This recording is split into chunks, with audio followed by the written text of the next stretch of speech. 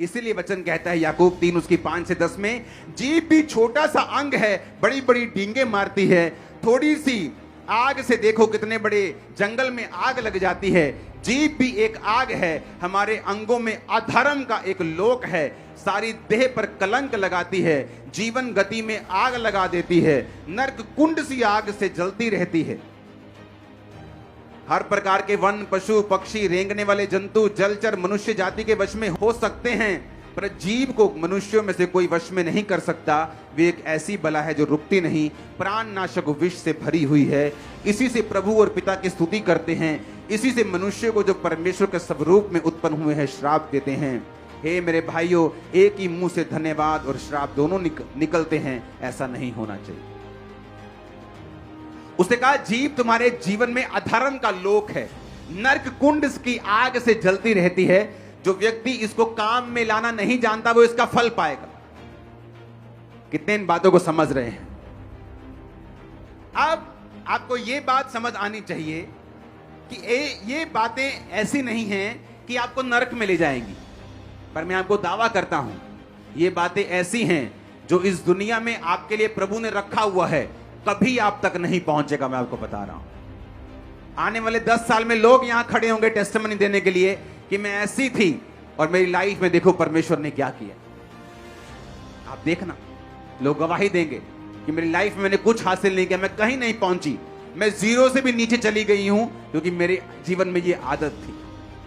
आप देखना, मैं आपको प्रोफेटिक वर्ड दे रहा हूं, ये गिरेगा नहीं, मैं आपको बता रहा हूं। वचन जब हमें नहीं मालूम होता, आपने मुझे कभी भी किसी पास्टर की चुगली करते नहीं देखा होगा। पास्टर मीटिंग्स में मैं बहुत कम निकलता था, ताकि मैं किसी की चुगली ना करूं, ना सुनूं, ना फालतू बात करूं, ना सुनूं, ना देखूं, अपना काम करूं, अपनी प्रेयर करूं, अपने लोगों के लिए प्रेयर करूं, अपने लोगों को बचाऊं, अपनी कॉलिंग को पूरा करूं, जो काम खुदा ने दिया उसे करूं। एक ही मुंह से लेकिन हम परमेश्वर को धन्यवाद करते हैं, वर्शिप करते हैं, गीत गाते हैं, हालेलुया, आमीन। जैसे जब चर्च कंप्लीट हो जाती है, आमीन हो जाता है, जी तुम लगा बता, नाली शुरू। तो परमेश्वर ने कहा ये दो मुंह सांप की तरह क्या कर रहे हो? एक मुंह से धन्यवाद करते हो, दूसरे मुंह से उसी भाई की, उसी बहन की जो प्रभु के स्वरूप में है, उसकी निंदा करते हो। उसने कहा लतुरा बन के अपने लोगों में ना फिरना, एक दूसरे का लहू बहाने की युक्ति ना बांधना, मैं यहोवा हूं। 16 आयत। 17 आयत, अपने मन में एक दूसरे के प्रति बैर न करना, अपने पड़ोसी को अवश्य डांटना, नहीं तो उसका भार तुझ पर बना रहेगा। बहुत कम लोग हैं जो डांटने की ताकत रखते हैं,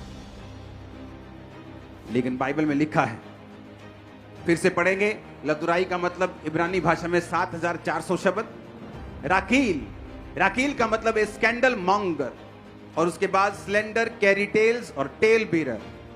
टेल बीरर को जब हम पढ़ते हैं, गूगल पे पढ़ेंगे टेल बीरर के शब्द को, उसमें लिखा टेल बीरर वो आदमी है जो सीक्रेट्स जाहिर करता है दूसरे लोगों के ऊपर, आपके सीक्रेट्स। ये एक ऐसा व्यक्ति है चर्च में, बाइबल कहती है ये इनडायरेक्टली शैतान का दूत है और शैतान उसे इस्तेमाल कर रहा है। कुछ लोगों की आदत होती है, मैं आपको बता रहा हूं, बहुत से पास्टर्स ऐसे लोगों के साथ ग्रसित हैं, बहुत सी सेवकाइयां ऐसे लोगों के साथ ग्रसित हैं। आपके साथ कुछ लोग होते हैं ऐसे जो खुद कहीं नहीं जाते, पर आपके साथ के लोगों को हमेशा डिस्करेज करते हैं। खुद कहीं नहीं जाना उन्होंने, लेकिन साथ वाले लोगों को कभी मालूम नहीं होता कि ये लोग क्या कर रहे हैं। और जब आप आत्मा में बढ़ते हैं और ऐसे लोगों को आप निकालते हैं, लोगों को समझ आती है, अच्छा ये व्यक्ति शैतान का दूत था, ये शैतान की विशेषताओं का एक प्रमाण था इसके अंदर, और जब ये गया सब कुछ सेट हो गया। और जिन व्यक्तियों को ऐसे लोग डिस्करेज करते हैं, उन व्यक्तियों का हाल देखो जाके क्या होता है जब वो निकल जाते हैं।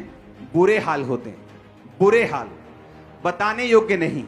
डेथ्स होती हैं घरों में, ऐसी चीजें होती जो बताने वाली भी नहीं, और उन्हें मालूम नहीं कि एक छोटा सा गुनाह जो तुम्हारे शरीर में, तुम्हारी लाइफ में है, किसी की लाइफ को कितना बड़ा इफेक्ट कर सकता है। क्योंकि जो परमेश्वर का जन है वो कभी इफेक्ट नहीं होता। एक बाप 100 बच्चे चाहे तो जन्मा सकता है, 100 बच्चे मिलके बाप पैदा नहीं कर सकते। हालेलुया। चाहे वो 100 के 100 डॉक्टर और इंजीनियर और बड़े बड़े बिजनेसमैन क्यों ना। पलटा ना लेना, अपनी बदला लाने ना, खुदा ने कहा 18 आयत। अपने जाति भाइयों से बैर मत करना, एक दूसरे से अपने समान प्यार करना, मैं यहोवा। परमेश्वर ने कहा एक मॉन्गर मत बनो, टेल बिरर मत बनो, लतुराई करते मत फिरो चर्च में, गॉसिप मत करो, एक दूसरे पे अंधेर मत करो। नीति वचन 18 उसकी 8 में लिखा, कानाफूसी करने वाले के वचन स्वादिष्ट भोजन के समान लगते हैं, वो पेट में पच जाते हैं। कानाफूसी करने वाले के लिखा जो वचन होते हैं ना, बड़े टेस्टी लगते हैं, सुनने में मजा बड़ा आता है, लेकिन बाद में उसका असर जो है वो बुरा है। सुनाने वाला भी श्रापित है और सुनने वाला भी इफेक्टेड है। और जब ऐसी कमियां हमारी लाइफ में होती हैं तो जो परमेश्वर कई बार जो करना चाहता है, ऐसा नहीं कि हम स्वर्ग नहीं जाएंगे, स्वर्ग चले जाएंगे, ये मैं गारंटी देता हूं, पर जो प्रभु करना चाहता है वो नहीं होगा, ये भी गारंटी देता हूं। वो परफेक्ट लाइफ जो खुदा देना चाहता है नहीं होगी। तुम जहां मर्जी चले जाओ, जो परमेश्वर का प्लान है वो ही है, एक ही है, वो अलग अलग नहीं है। अगर वहां फेल तो सब जगह फेल, मैं आपको बता रहा हूं। कितने मेरी बात को समझ रहे हैं? अगर ये वचन आपने नहीं समझे तो सब कुछ व्यर्थ है। आप आमीन आमीन बोल के थक जाएंगे, आप बोलेंगे मेरी लाइफ में एक काम क्यों नहीं हो रहा, क्योंकि ये ऐसी चीजें हैं जो आपकी लाइफ को परफेक्ट होने से रोकती हैं। और कुछ ब्लेसिंग्स ऐसी हैं, जब तक आप उन चीजों को हासिल नहीं करते, आत्मा में परफेक्ट नहीं होते, आपकी लाइफ में कभी एंटर नहीं करते। एक असली मसीही व्यक्ति गॉसिप सुनने से उत्तम यह समझता है कि जिस व्यक्ति की लाइफ में उसको कमी नजर आती है, उस व्यक्ति के लिए वो प्रेयर करेगा। हालेलुया। ऊंची आवाज में बोलो हालेलुया, ऊंची आवाज में हालेलुया। हमारे YouTube चैनल को सब्सक्राइब करें ताकि आप परमेश्वर के गहरे वेदों को जान सकें कि कैसे आप परमेश्वर में बढ़ सकते हैं, कैसे आप दुष्ट आत्माओं से, नशों से, बीमारियों से और वंशों के श्रापों से आजाद हो सकते हैं।